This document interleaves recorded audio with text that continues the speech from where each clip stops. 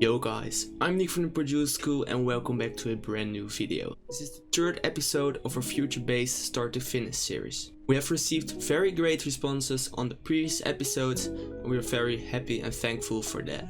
For now, let's just dive straight into the video. So in the previous episodes we already worked on the break and on the build-up. Actually Janik did that. And I will first just play the result of the previous episodes so you get a feeling on what we're working on. Before it gets bad, gets worse, we get mad. Before you say something you can't take back. Before it gets bad, gets worse, we get mad. Before you say something you can't take back. Something you can't take back. Something you can't take back. Take it back, take it back, take it back. So in my opinion the track is already really cool and is on its way to be a really cool track. But now we will move on to an essential part as well, the drop. First thing I'm going to do is select some saw pads that we can utilize in the drop. So I found two saw pads and the first one is a chord takeaway from the kinetic pack. It's actually quite a simple sound, just a huge saw synth. It sounds like this. And as we already made the chords, I will just copy them into the synth and we can work on from there. So the chords sound like this.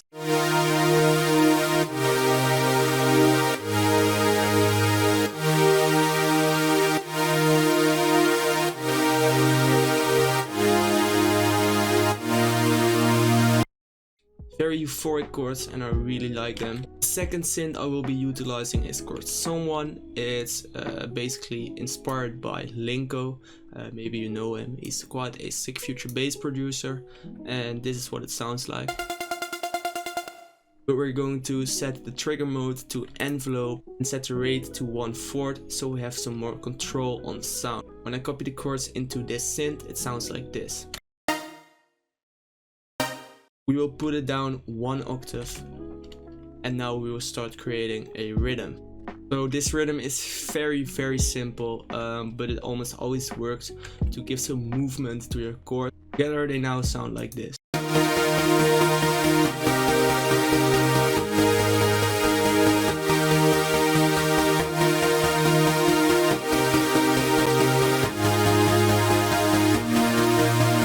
I will now export them because otherwise my CPU won't handle it. I assigned both synths to a mixer track. Simply do that by hitting Ctrl L. And now I'm going to route them to a bus where the signal of both sounds comes together in one mixer track. You can easily do that by selecting the two tracks. And here on this little arrow you need to right click and select route to this track only. Okay, so the first thing I noticed is that the chords are pretty loud, so I'm going to take down the volume to be able to mix it better.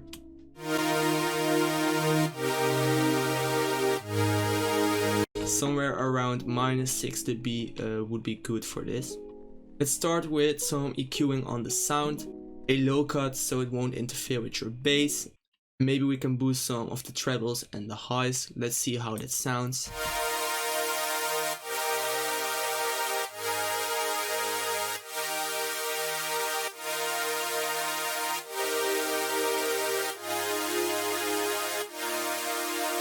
I also want to add some reverb to the sound and I'm just going to be utilizing Fruity Reverb for it.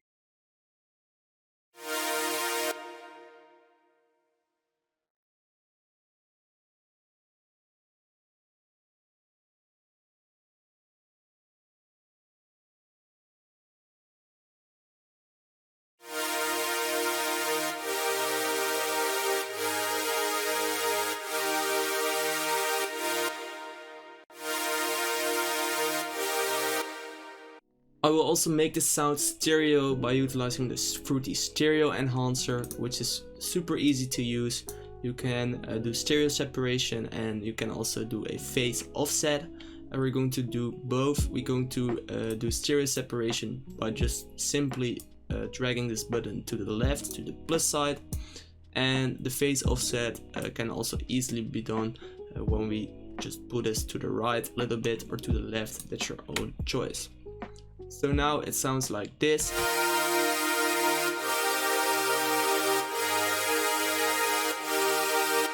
Way more pushed to the sides, which is necessary with such big saw pads. On the second synth I will be doing the same process actually, so I will just speed this up and explain it to you guys after I mixed it. So I opened a Paramedic EQ2 and got rid of the low frequencies.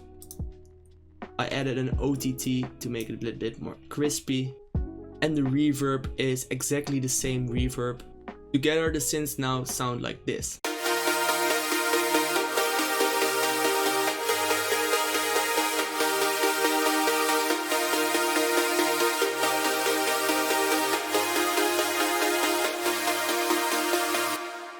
So I'm sure that we can utilize a saw kind of bass in combination with a sub bass to get the result we want. So I found a perfect sub bass for this. It's bass lunatic and it sounds like this. And I also found a saw kind of bass, which is bass center in combination with the noise and the distortion. It sounds really cool. Really full sounding sound. I'm going to copy the bass notes with Ctrl C and hit Ctrl V to paste them into those synths. So that sounds about right. Let's assign the synths to a mixer track. I'm going to link those to the same bus as I did for the synths, because we're going to apply manual sidechain on the bus after we did all the synths. So let's start the mixing process. First of all, I want to put the sub bass in mono. You can easily do that here in this little button. To the left you will make it more stereo, and to the right it will sound more merged, which means that you make it mono. So put that all the way to the right. Then open up an EQ to get rid of some of the high frequencies which you don't need in your sub bass. Just a subtle cut should work. It will still let through some of the harmonics of the sub. And you can also choose to eliminate those, but I like them in it. One way to make my sub bass a bit more crispier is to add some Camel Crusher. And Camel Crusher actually just does distortion, compression, and you can also utilize it as a filter, but we won't do that in this case. In my opinion, it makes it sound a bit more full and fat sounding. Rest I won't go too crazy on the processing for the sub, because I want it to sound as natural as possible. For the other bass we're going to do some EQing as well, but for this one we will get rid of the sub frequencies and the low bass frequencies. So something like this should work.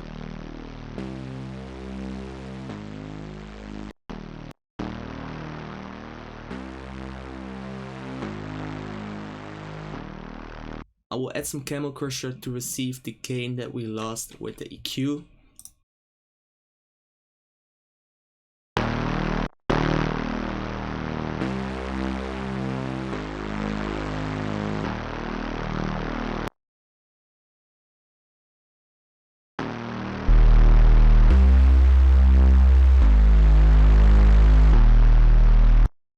As you can see, the sounds are already quite heavily processed inside Serum, so there's no need to really do that much of processing in terms of we need to do sidechain, we need to do some EQing, and we can add some distortion and stuff like that, but it's not necessary to really go crazy and fill our whole mixer track with stuff we actually don't need.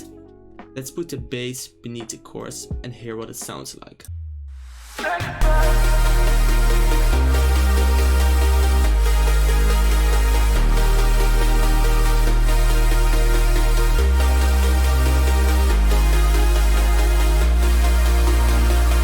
The next thing I want is a lead to fill up some space and to make it sound more full. I don't want it to be very prominent, as I want the chords to be the main element, but I just want it to be a bit more in the background fill up some space basically.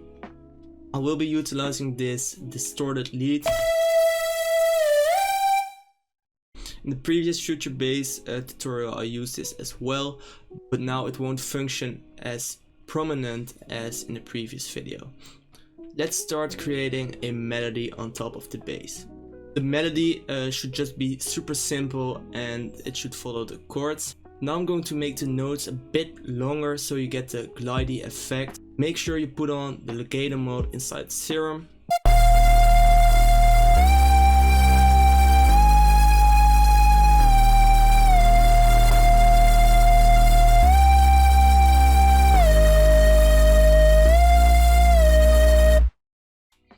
So that's about right. Let's assign it to a mix track and start mixing the sound.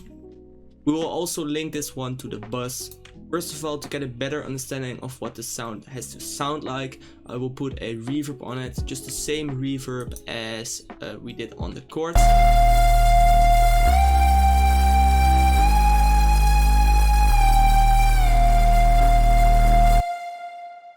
I will pull down the dry knob a little bit because I want it to be a bit background, and that's what you will achieve by pulling this down.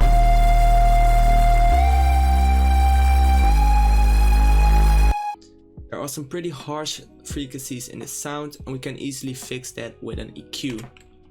Simply shape it like this and just like move it till you hear a point where you think that really hurts my ears.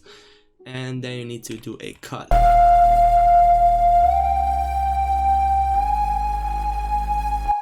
It doesn't really sound appealing to me, so we will just do a subtle cut, and then we got rid of that resonant frequency. Also, I want to get rid of the low, still around 200 Hertz. Easily do that like this.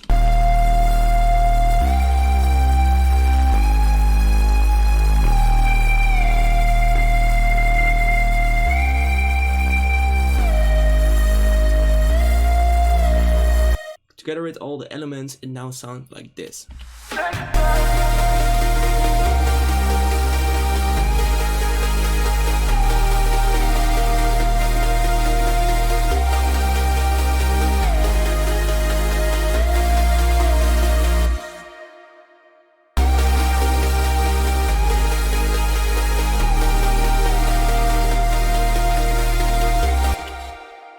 Alright, so I think we can add some vocal chops to this to make it a bit more interesting and unique.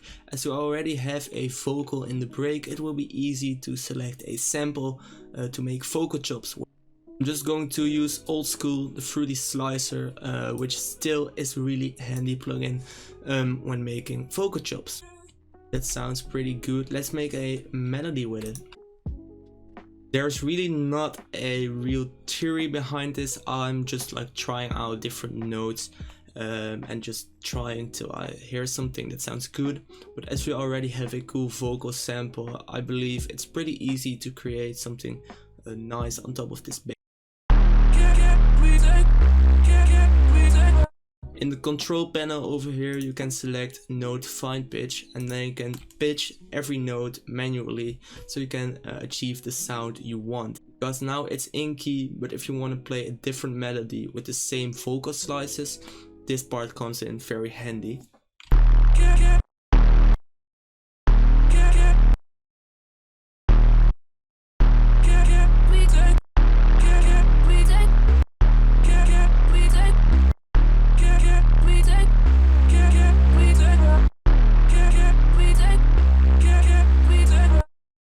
As you can hear, you can make it more unique by, for example, pitching it here, but don't pitch it here, and that will just make it a bit more unique. I think this already sounds pretty cool. Let's move on to the processing, and maybe if we want to change something, then we can still make some changes in the MIDI.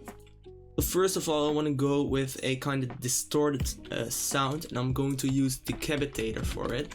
Decapitator is a distortion plugin from Soundtoys, which is a really cool distortion if you want to use it on vocals and stuff like that. I personally almost only use this for vocals, just because it has this nice character that I just really like. It's also very easy to utilize. Here the drive knob pretty big, so you won't miss out on it. Just play with that. You could also turn on punish, which will really squash your sound, but in this case we won't do that. But to show you an example, it would sound like this.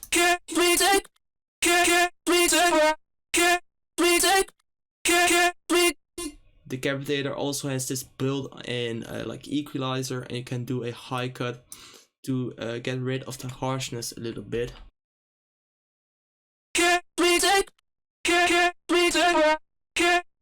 Maybe I like it like this. Let's add some reverb and hear what it sounds like. On vocals, I'm a huge fan of Valhalla Room reverb. Not that the fruity reverb is bad, but the texture and the character of Valhalla Room sounds really appealing to me. So I'm going to select the Bright Room as reverb mode and now just play around.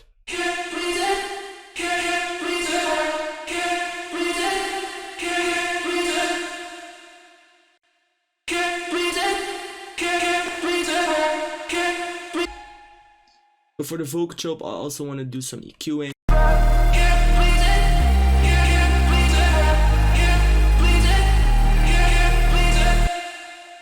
One thing we also can utilize is a little alter boy, which will do formant shifting.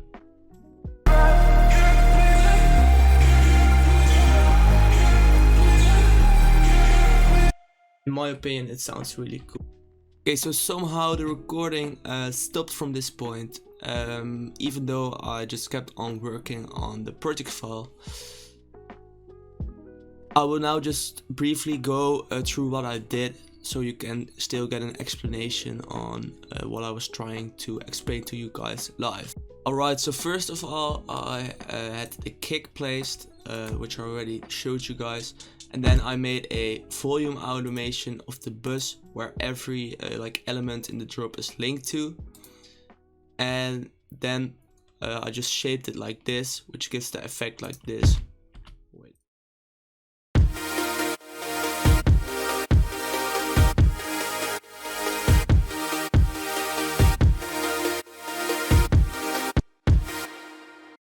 For the snares I used 3 layers, 2 from the Millennium Pack and 1 rim hit, and it sounds like this. On top of that we layered some crashes just to give it a little bit more movement.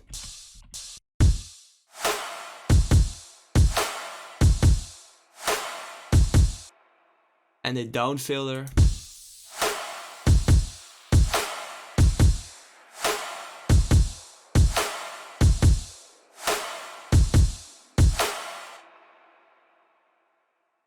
I reversed the kick and put it in some places in the drop, which sounds like this.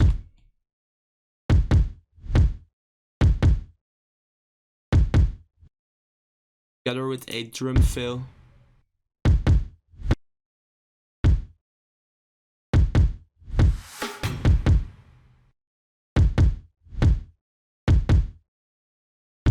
Then in the part between the first and second drop I have those distorted kicks. And on top of that is a vocal. Something you can't take, something you can't take back.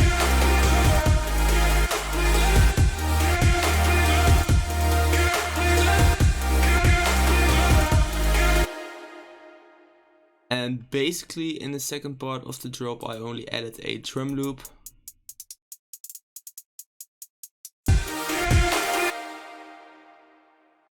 And that was basically already it for this drop. The end result sounds like this.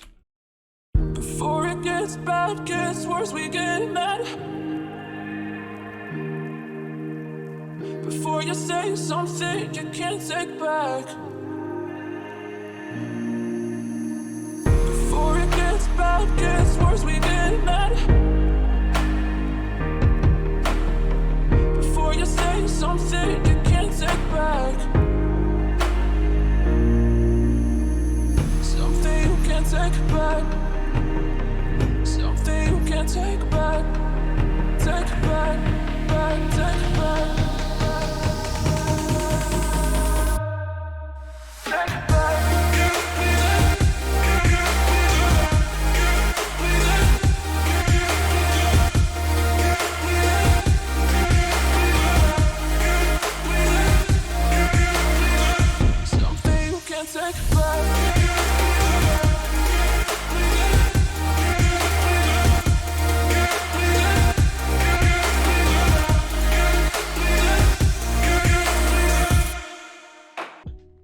So that was already it for this drop episode. If you guys want to check out the Kinetic pack, go to the link in the description. In the next episodes we will continue working on this project and maybe even fine tune it so we really get it to sound like we want it to. For now, I want to thank you guys for watching and I see you guys in the next episode.